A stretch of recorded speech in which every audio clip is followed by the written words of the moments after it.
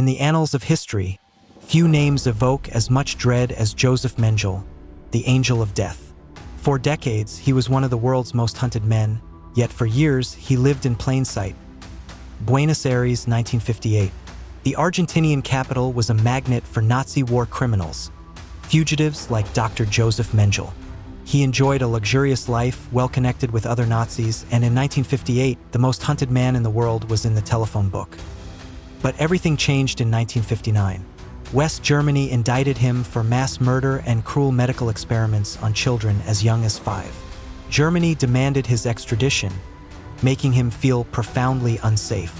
Unbeknownst to Mengele, Israeli agents were already hunting Nazis in Argentina, having just captured Adolf Eichmann. Interrogated, Eichmann, loyal to a fault, refused to reveal Mengele's whereabouts. Mengele, the butcher, was high on the Mossad's most wanted list. At Auschwitz-Birkenau, his nightmarish lab conducted genetics experiments to improve the Aryan race and sterilize inferior races at a faster rate. He had power of life and death, injecting twins with pigments, dissecting them. Most of his human guinea pigs perished. After Eichmann's abduction, the Mossad chief received an address for Mengele. He wanted a second commando raid, but agents warned against multiplying the risks. The chief overruled them. They staked out a boarding house in Buenos Aires, making inquiries. But Mengele was not there. He had, by sheer luck, already fled to Paraguay. The Mossad's operation was quietly shelved due to other priorities. Mengele's life went into a sharp decline. He became increasingly paranoid, terrified he'd be kidnapped like Eichmann. He ended up on small outback farms in Brazil, building a watchtower surrounded by a pack of dogs. He was a very, very paranoid, edgy figure. His escape began 10 days before Auschwitz's liberation in January 1945. He fled with scientific findings. Picked up by Americans, he was saved by his vanity. He never got the SS blood type tattoo under his arm, which was used to identify SS men. He passed a simple test and was released. He lived under an assumed name on a Bavarian farm, receiving money from his wealthy family.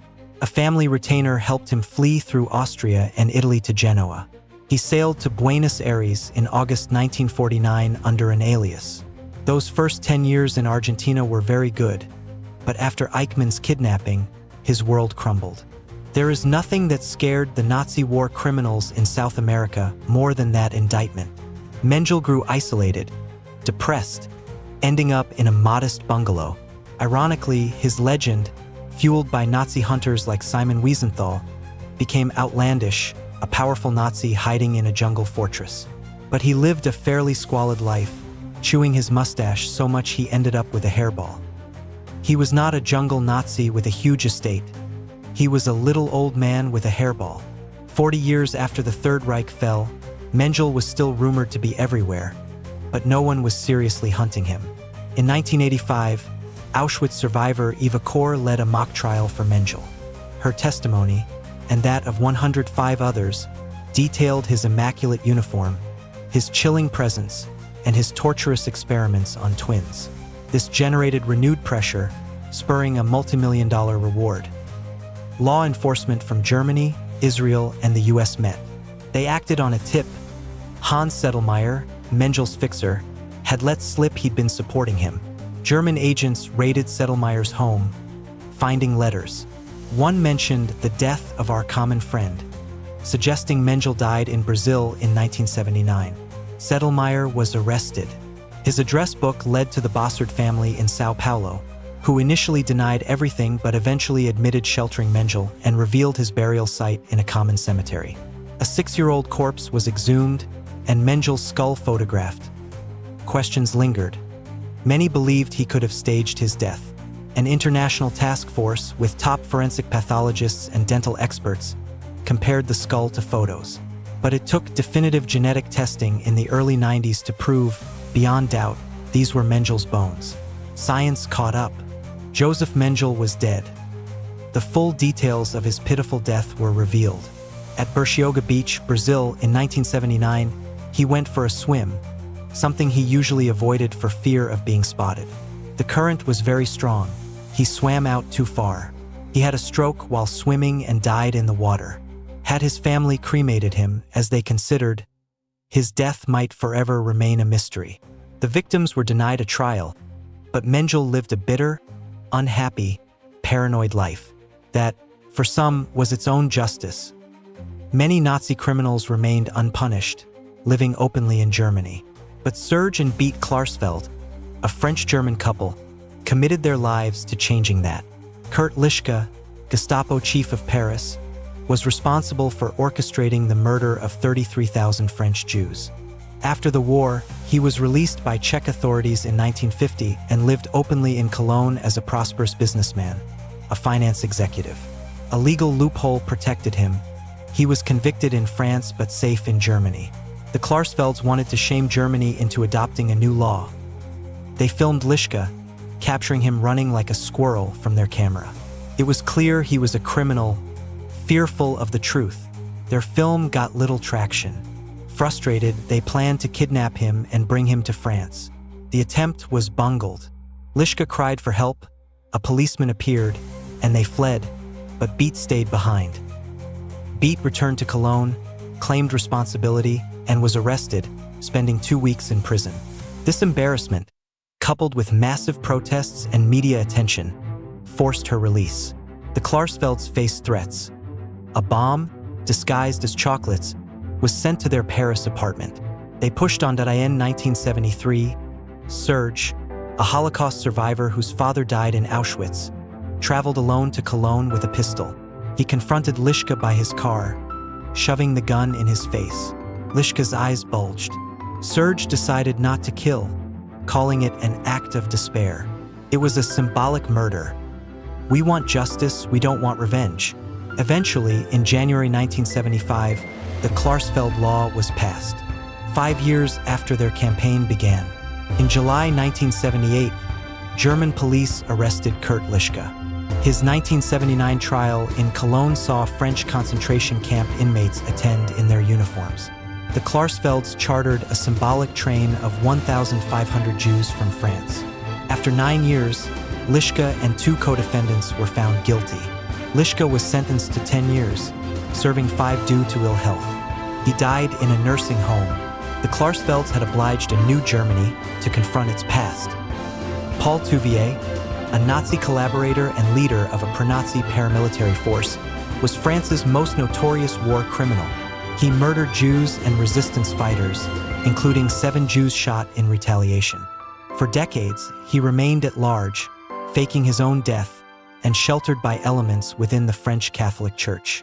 He even received a presidential pardon in 1971, which caused widespread outrage and new charges of crimes against humanity, forcing him back into hiding. In 1988, Colonel Jean-Louis Recordon, a French detective, took on the secret mission to find him. Recordon suspected church involvement. The Lyon Archbishop refused to open archives. Undercover agents and phone taps revealed a network of Catholic fundamentalists, including the Knights of Notre Dame, who were funneling money to Touvier. Recordon's team followed the money trail to a Carmelite convent south of Paris. Inside, they found suitcases with Touvier's aliases and Nazi propaganda, linking him directly to his wartime atrocities. The Mother Superior compelled the abbot to reveal Touvier's current hiding place, another monastery in Nice. Recordon drove 500 miles through the night. At dawn, police surrounded the Nice monastery. Recordon burst in, finding Touvier. Instantaneously, I recognized him. Touvier, with piercing blue eyes, coldly ordered his crying wife and children to shut up, go back to your rooms, just as he would have during the war. After 40 years, Recordon had captured France's worst villain.